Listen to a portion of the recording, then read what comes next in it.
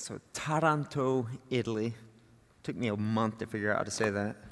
Taranto is famous for a few things. It's home of the Spartans, but not in the sense of like Michigan State, home of the Spartans. Not like that. It's like in 1706 BC. It was literally founded by the Spartans. So it's this treasure trove of antiquities. It's famous for its shellfish.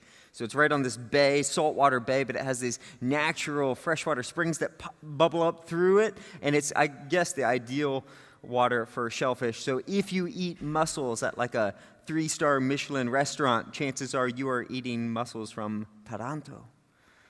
And the third thing it's famous for is sirens. So you go for a walk along the Taranto waterfront and you look out in the water and you say, like, what is that out there? You're like, what am I seeing? Are those just rocks? And if you look closer, you realize that these are sirens.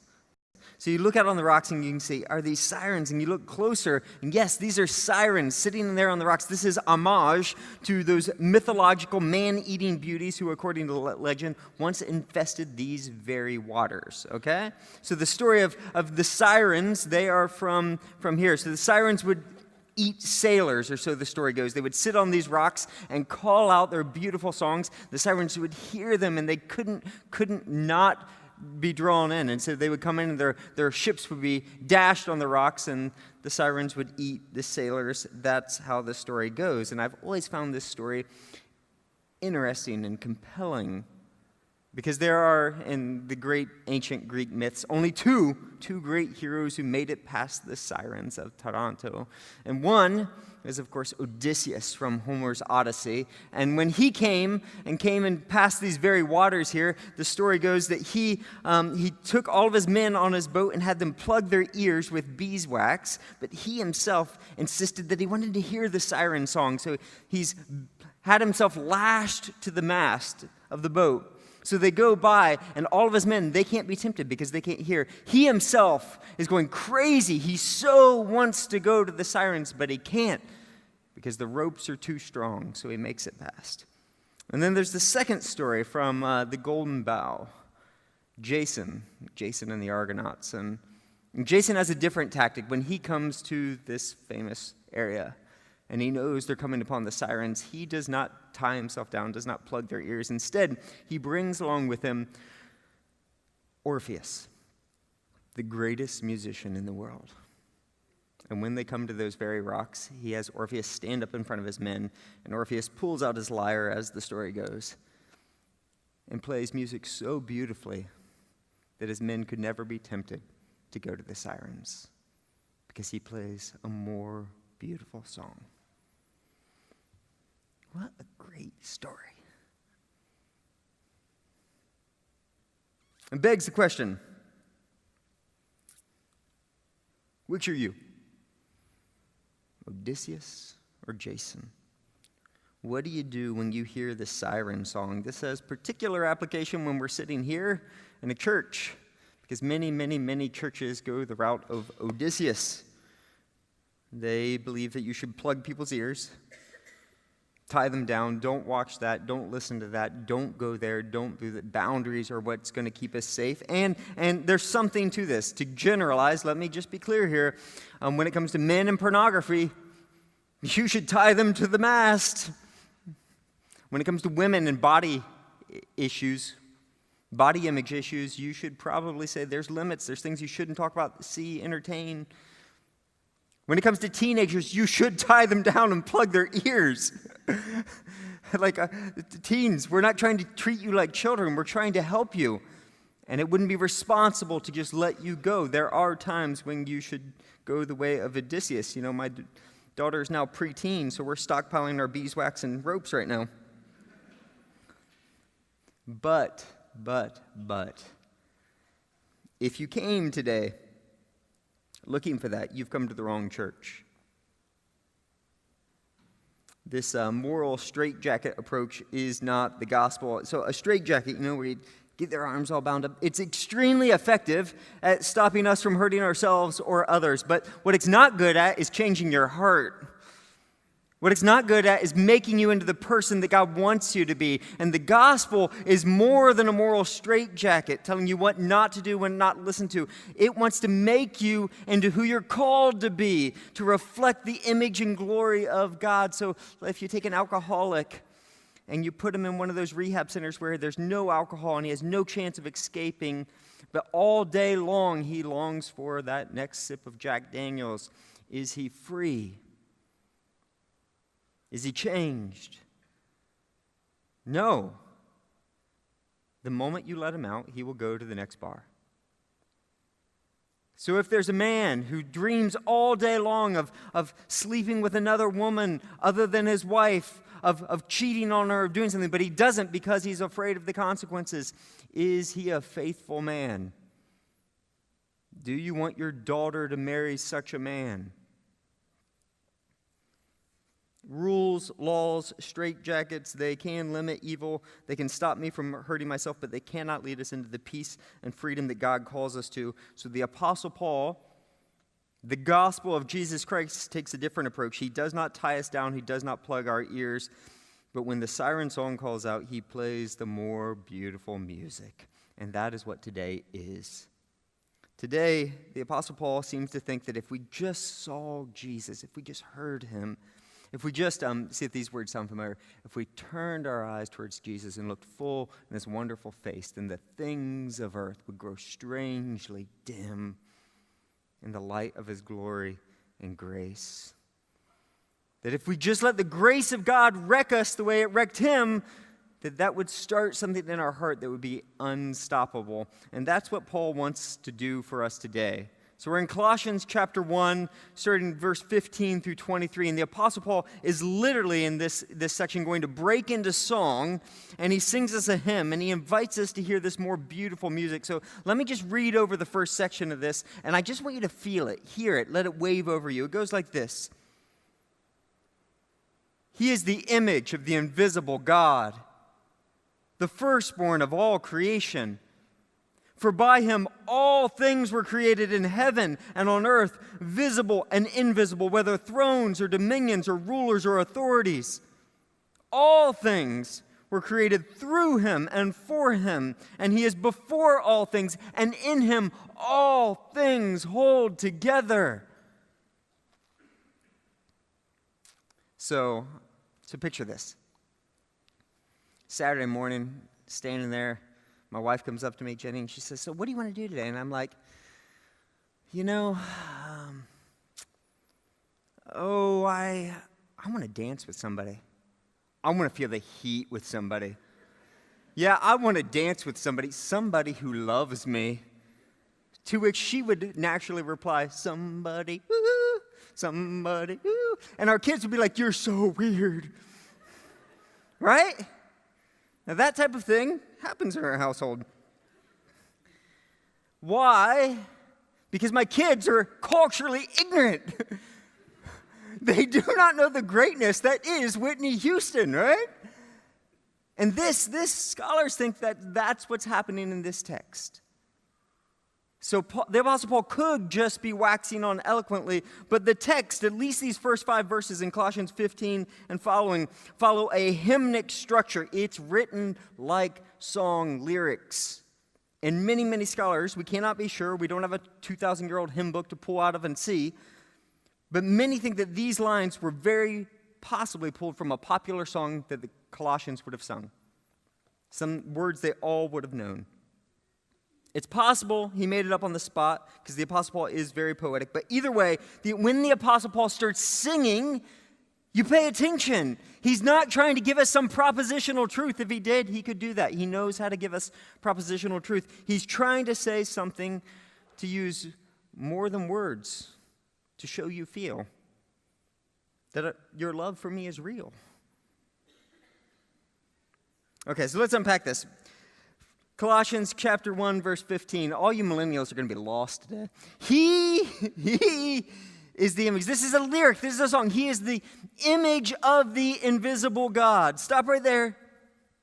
There's just a little bit of problem with this.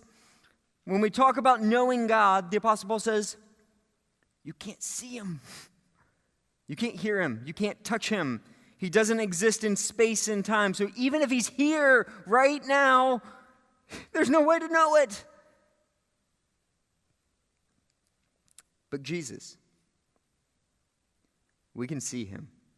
We can hear him. We can touch him. In fact, in the first epistle that John, the apostle, writes, he says, that which was from the beginning, which we have heard, which we have seen with our eyes, which we have looked upon and touched with our hands concerning the word of life. The life was made manifest, and we have seen it and testified to it, proclaim it to you. John and Paul all say Jesus is life made manifest. He's the image of the invisible God. We saw him, we touched him, we walked with him, we ate with him, we could smell him. The Apostle Paul says he is the image of the invisible God, which sounds like nonsense. Like, hey, do you want to see a picture of my invisible friend? Huh? But if you push a little further beyond the nonsense of this, you realize that this makes great sense. The Apostle Paul is using language that is bound within space and time to describe a God who does not exist within space and time. He's beyond space and time. He's outside of space and time. And if you listen carefully, I just had to use space and time language, beyond, outside, to describe God. And that doesn't work. And if you listen really, really quietly right now, you can hear minds exploding all over. He is the image of the invisible God. So a couple weeks ago, we said, you know, some of this stuff, it's like trying to describe to a person born blind an Umbrian sunset. And that's hard enough, right? Because we have some overlap, but we don't have this visual overlap. Here, this is even greater than this. This is like trying to explain to us who are trapped in 3 dimensions. What is the third, the fourth, and the fifth, and the sixth, and the seventh dimension? What is that reality like? And the answer is like, we might be able to describe it mathematically, but can any of us understand it? No. No. Like it is above, beyond. It is, in the words of the Hebrews, it is too wonderful for us. We're left speaking in paradoxes that we see the unseeable God. So get this, in ancient Greek, this was an ancient Greek text written in Greek. There's etymological connection between the word see and to know. To have seen is to know. So what he's saying is, we have seen the unseeable. We know the unknowable. Like, do you get this? This can only be understood in mystery, in what my friend David Skeel calls true paradox. The point is not to lay out a detailed explanation of how we can know the unknowable God. The Apostle Paul does that in 1 Corinthians chapter 2, if you want to check. The point here, though, is to plunge you into mystery, to take you to the edge of what you can't know, what you can't see, what you can only know by faith. In Jesus, we see something that does not fit into our boxes, that we can't master or control or configure on our own. He is the image of the invisible God, the firstborn of all creation. So, in Jewish speak, remember the Apostle Paul was a legal scholar, Jewish legal scholar prior to becoming a Christian. In Jewish language, firstborn does not mean necessarily biological firstborn. It's not necessarily a statement of birth order. It is priority or preeminence. So if you go throughout the Old Testament, you see Ishmael's literally the firstborn son of Abraham. But is he the firstborn son of Abraham? No. Isaac is. Esau technically comes out of the womb before Jacob, but he's not the firstborn, like over and over and over again. Firstborn is a statement, a God-given statement about their position within the family, about their relationship to all others within the family. And Jesus, he says, is the firstborn of all creation. So get this. It's a family metaphor. The Apostle Paul is saying that all of creation relates to Jesus the way a family relates to the firstborn son, the son who's in charge, the son who oversees all things. It is fundamentally familial. It is fundamentally relational. And this is emphasized by the fact that the Apostle Paul is almost certainly here pointing to, quoting Proverbs chapter 8, verse 22. Proverbs chapter 8 is the most important chapter that you've probably never heard of or considered. For the first 300 years of Christianity, Proverbs chapter 8 was the chapter one of the top chapters that you would use to describe who is Jesus.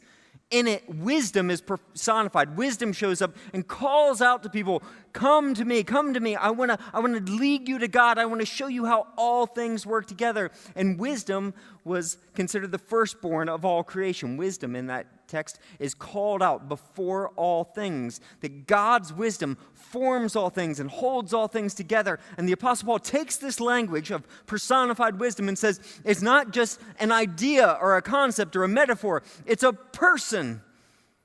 You can meet the wisdom of God. His name is Jesus. So get the implication here. The Apostle Paul is saying that all things relate to Jesus in this familial sense. So let's be pedantic here. Rocks, trees, otters, supernova, dung beetles doing their thing, kids in Uganda playing soccer. All things relate to Jesus the way a family relates to the firstborn. That the fundamental reality beneath and under and in all things is not some principle, it's not some law, it's not some material object, it's not some structure. It's a person. And his name is Jesus. For, the Apostle Paul goes on to explain, for by him all things were created in heaven and on earth, visible and invisible, whether thrones or dominions or rulers or authorities. He is the cause of all things. All things were created by him. He is the who before and under all things. Now, this is not to deny instrumental means. So yes. Your mom, your dad, and a Barry Jones record is what created you. Granted. But that does not take away from the fact that God, before any of that happened, knew you. He knew you. He knew how you'd tick. He knew where you'd be today. He knew your heart. He knew why you like the things you like and why you have that personality and why you're embarrassed at certain times and why you like to go out and why you enjoy this and not that and why you like the music you like. He knew you intimately before any of that came to be. He is before all things. For by him all things were created. He is the who. And all things were created through him and for him. He's not just the who, he's the why. He's the goal, the ultimate aim of all things. They are for him. He's why the penguins march to the same spot in Antarctica every year. He's why the birds fly. He's why the redwoods reach up their limbs to the sky. He's why the exotic orchard shows its beauty, though no eye will ever see it. He's why you're here right now. He's why the rain's falling. Everything that is for him. He's the reason why your heart beats. Boom, boom. Boom, boom. Boom, boom. And he is before all things. He's before anything, before trees and dogs and lakes and skies. He's before anything. Before hydrogen molecules started to form together and press together to form stars, and before quantum physics, and before any of those things started, before any idea of like a big bang ever came to be, he's before any laws, any structures. He's before the weak and strong nuclear forces formed original atoms and particles. He's before gravity. He's before space and time. He is, to quote Jesus, before Abraham was, I am. He's pre-existent. He didn't emerge from within space and time. He's before. And he is before all things, and in him all things hold together. I love this image. That apart from him, apart from his continuous activity of holding just your very atoms together, you would disintegrate. You would cease to exist. Apart from him willing your heart to beat, it wouldn't just stop beating. It wouldn't be. Everything that is because he says it is. So this I want you to feel this. In 2019, what the Apostle Paul is singing about right here is a complete and utter inversion of a scientific, secular, materialistic worldview. Complete inversion. So here's a famous picture. You can hardly see it right there.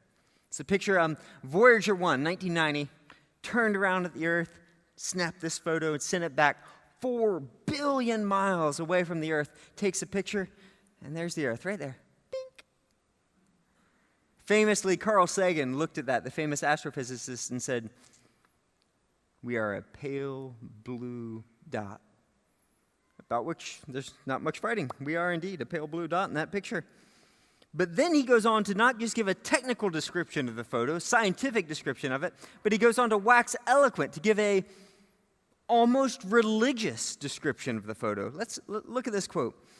"Our posturings, our imagined self-importance, the disillusion that we have some privileged position in the universe are challenged by this point of pale light. Our planet is a lonely speck in the great enveloping cosmic dark. In our obscurity and all this vastness, there is no hint that help will come from somewhere else to save us from ourselves." Carl Sagan, "There is no God," he says. "I've seen the picture. No God. There's nothing out there. We're just a pale blue dot in enveloping cosmic darkness. There's nothing. No one's coming to help. Thus saith Carl Sagan." I would like to point out that text is clearly moving from physics to metaphysics, from science to something unscientific. But the Apostle Paul in this text is saying, you see a pale blue dot, I see the glory of God. You see the bigness of the universe, and I see the bigness of our God. You feel humbled and say, humanity is nothing, and I stand before that and say, you're right. What kind of God would love us? When I see the stars, when I look up at the vastness of the universe, I am humbled. How is it that God could possibly be mindful of us, that he would care for us? You don't see God anywhere, and the Apostle Paul says, I see God everywhere. I want you to notice this photo. It's just a photo. It does not interpret itself. So if you ask the head of the Hubble telescope program, Dr. Jennifer Weissman, what does she see? She sees God everywhere. You ask Dr. John Lennox, the Oxford genius, what does he see? He sees God everywhere. And if you just turn the camera around and stop looking at ourselves for a moment and look out, something totally different comes about. You don't just see how small we are, you see how beautiful our universe is, almost like an artist made it. It leads to something almost like worship. The Apostle Paul says, in him all things hold together. It is fundamentally relational. You see the hand of the artist everywhere. Verse 18, and he is the head of the body, the church. He's not just some cosmic force or unmoved mover. He's present here now. I want you to get this. The Apostle Paul goes from the cosmic to church. That in the same way we experience people with our bodies, with what we taste, touch, see, with your 5 senses. He says we are called to experience Jesus here, now, right here. And bread, next week we'll have communion, and there'll be the body broken for you, and the words spoken, his blood was shed for you.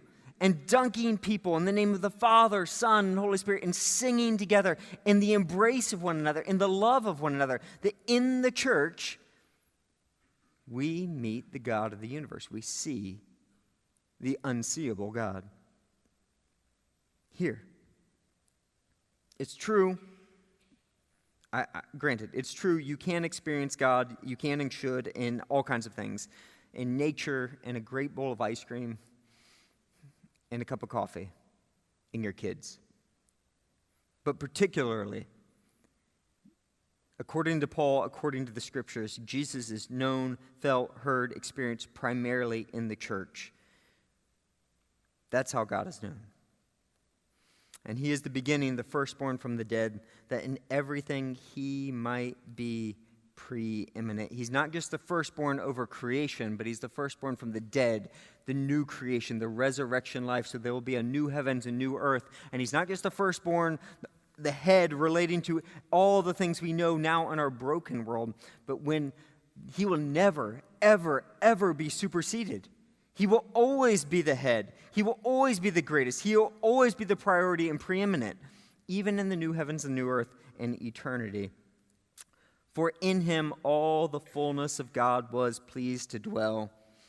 This line right here is absolutely critical. So there is a modern myth that Jesus never meant to be worshipped. I mean, he was like a social progressive. He was like, he wanted to basically be like the Bernie Sanders of his day. He wanted to give like free college education and free healthcare for everyone. Great. But then somehow, 300 years later, people declared him God and started worshiping. That's the modern myth. Now that, my friends, is so stupid that I don't know where to begin.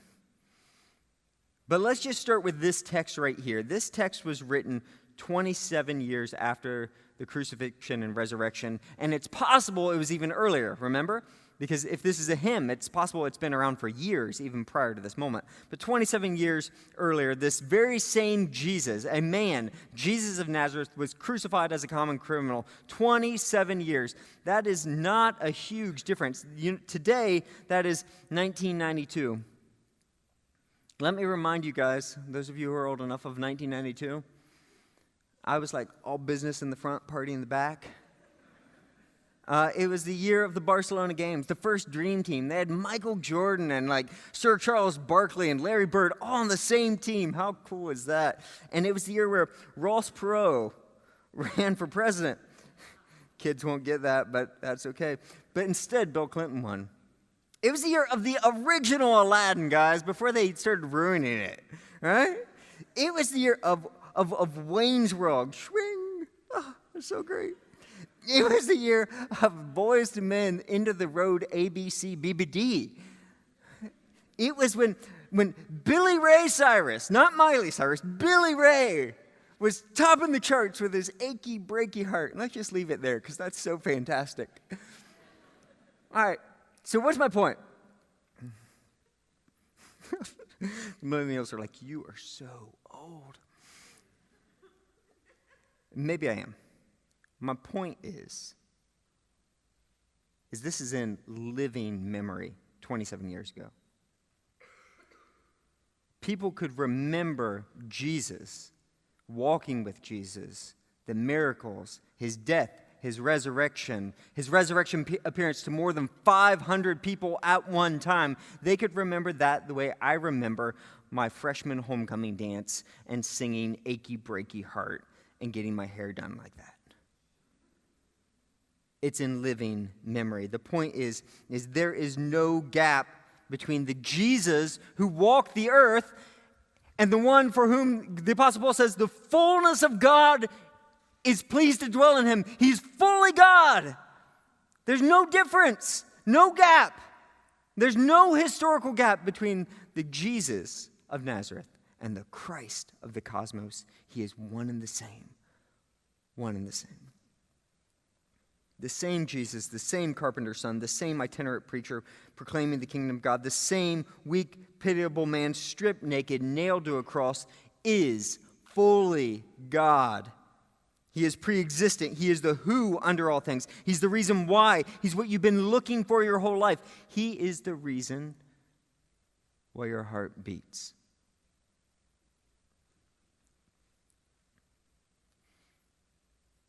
And through him, to reconcile to himself, whether on earth or in heaven, making peace by the blood of his cross. So here's where I have to disagree with Carl Sagan. Carl Sagan said there's no hint that any help's going to come. And I would say that I'm sorry you missed it, but there's more than a hint. And maybe it wasn't obvious. Maybe the multiplying loaves and fishes or walking on the water or dying and rising from the dead wasn't obvious enough. Maybe it was too hidden, because who would expect God to show up being born in a manger, living like a peasant, dying on a cross. Or maybe it's just too hard, the idea that he had to die for my sins and his blood was shed for me. Maybe it's too hard to swallow, too hard to stomach. Whatever it is, though, there is more than a hint that help has come to our pale blue dot. In fact, Jesus showed up and history was literally cut in two. AD, BC and AD. God literally became a man. His words literally gone out to every nation. Help has come. The Apostle Paul pushes this further, though. He says Jesus came to reconcile not just people, but all things. All things. All things. And then he clarifies, whether on earth or in heaven, making peace by his blood shed on the cross. That he didn't just die on the cross just for you or your soul. As important as that is, he died for all things. That he came to do what no political party or scientific invention or psychological method could ever achieve, to bring the environment and the economy and our relationships with one another and our relationship with ourselves into a right relationship with God, to reconcile all things to himself. There's a big Hebrew word here called shalom. Shalom. It's not just peace, but it's when all things come together the way they're supposed to be. When families relate to one another the way they're supposed to, and people relate to the environment the way they're supposed to, and nations relate to one another the way they're supposed to, that all things are reconciled in God. Jesus died on the cross so that all things might be reconciled, not just souls. And then Paul moves from the cosmic to the personal. And you, speaking to us, you, once were alienated and hostile in mind, doing evil deeds. He has now reconciled in his body of flesh by death, in order to present you holy and blameless and above reproach before him, if indeed you continue in the faith, stable and steadfast, not shifting from the hope of the gospel that you heard, which has been proclaimed in all creation under heaven, and of which I, Paul, became a minister. He says, you. He came for you. He's changed your life. He wrecked into you the same way he wrecked into me, and you've never been the same. Now this, of course, assumes something. This assumes that you've experienced the grace of God. This assumes that you no longer feel alienated from him.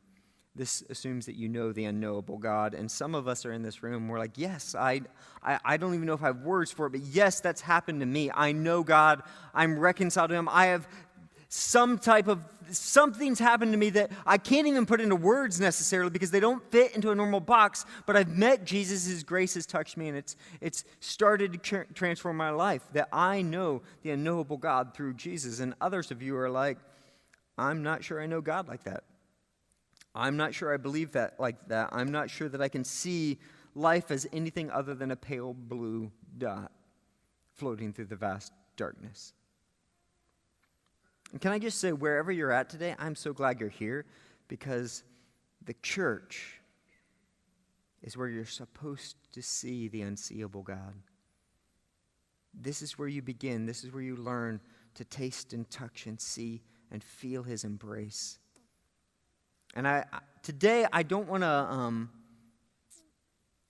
overpress this, but I would be remiss if I didn't invite you and strongly encourage you. If you feel alienated from God right now, know that what the Apostle Paul just said and what we say every single Sunday is that Jesus Christ, the very God of the universe, loves you. And you might not believe in him, but he believes in you, right? He's come after you. And whether you know it or not, he's the reason why your heart beats and why you exist at all. And he knows your pain. In fact, he experienced every bit of it on the cross. He knows it deeply.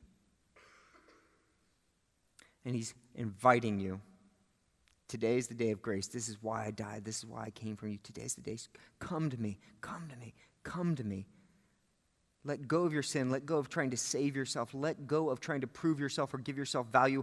I alone can give that to you. He's the voice of wisdom calling out, come to me. If you've never done that, I do want to encourage you. I, with the Apostle Paul, believe that this means everything. Like I am, in the words of Bill Bryson, the science writer, I am a walking bag of fertilizer that at any minute might break open and turn back into plant food. Apart from Jesus Christ, that's all I am.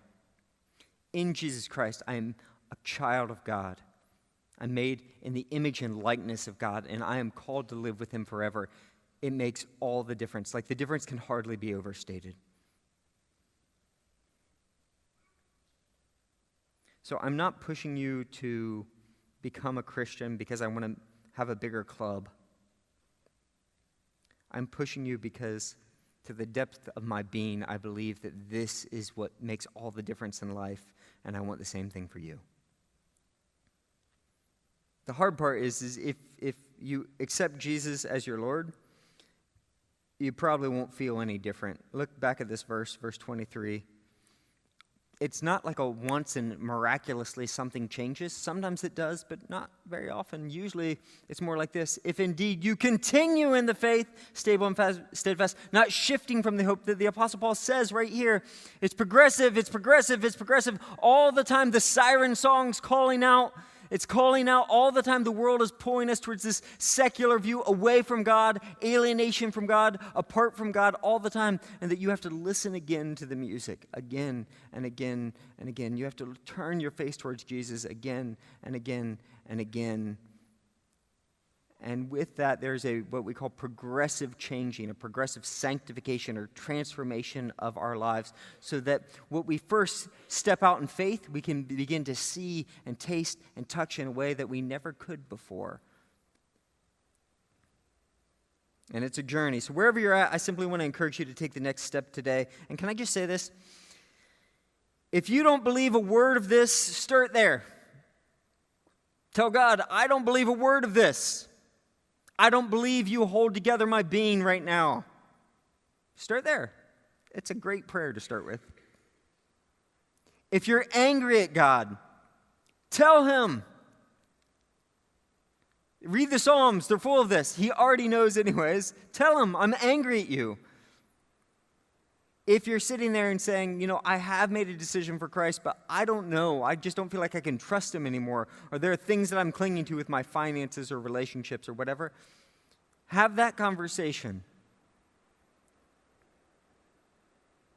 The Apostle Paul today isn't trying to prove anything to us today. He's trying to sing us a song. And I'm not going to try and prove anything to you today. The Apostle Paul is simply inviting us to listen, to hear the more beautiful music. And that is how I want to close today. I want to invite the band to come up. And here's all we're going to do. I want you to sit, and the same way we start every service, I want you to just find an open listening position and close your eyes. And I want you to invite God's presence. And whatever you need to pray right now, whatever that is, I want you to pray that, and then here in a minute, we'll lead us through the scriptures. And I want you to specifically stop and listen to your own breathing. He's the breath in our lungs. Listen to your own heartbeat. And the band will close us out here in a minute after we read this song over you. Let's pray.